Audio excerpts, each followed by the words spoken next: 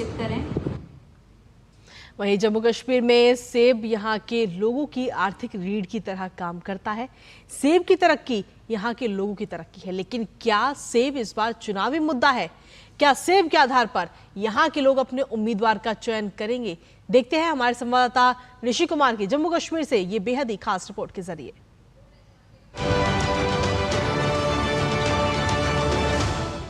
देश में 85% सेब पैदा कर जीडीपी में अहम योगदान देने वाले जम्मू कश्मीर के 7 लाख से ज्यादा बागवानों को घाटी के राजनेताओं ने आज तक सेब की तरह ही सुर्ख सपने दिखाए हैं।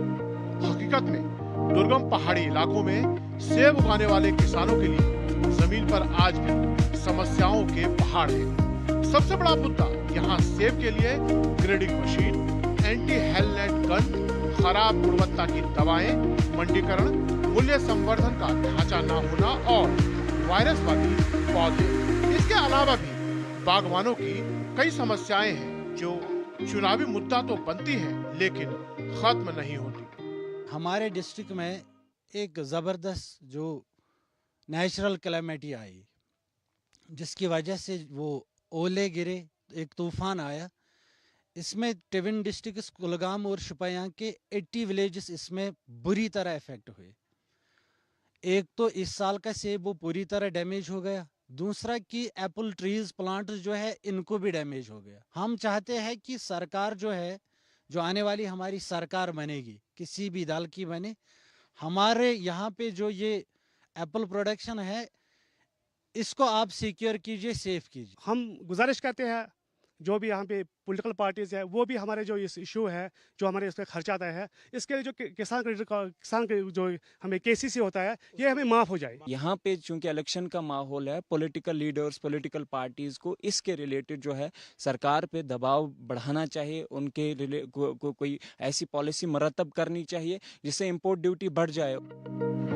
बागवानों का एक बड़ा मुद्दा केंद्र शासित प्रदेश में सेब के लिए बड़ी मंडी का नहीं होना भी है।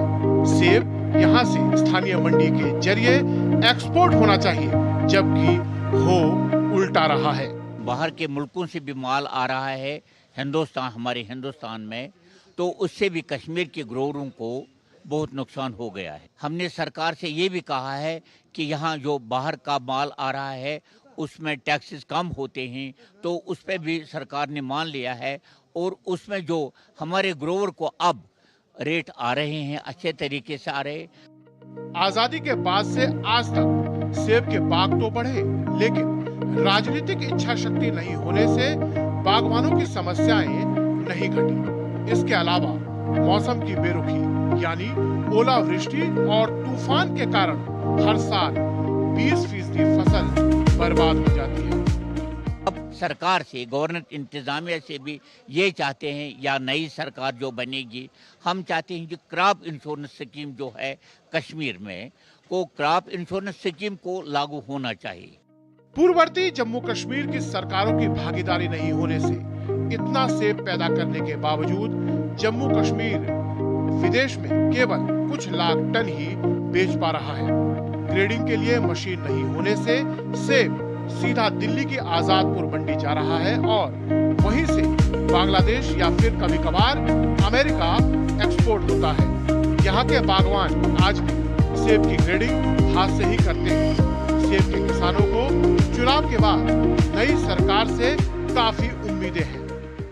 निश्चित तौर से इनके जीवन में जो सेब है ये चाहते हैं कि वो सेफ हो, तो यही संकल्प के साथ कि इस बार के जो चुनाव हैं इनमें इन्हें कुछ ना कुछ ज़रूर ऐसा मिलना आएगा या मिलना चाहिए जिससे कि इनकी जो कृषि है उन्नत कृषि हो और इनका जीवन आगे बढ़े।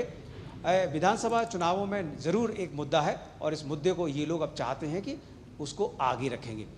कैमरामैन अनिकेत के साथ ऋषि कुमार, डीडी न्यूज़, शोपियां।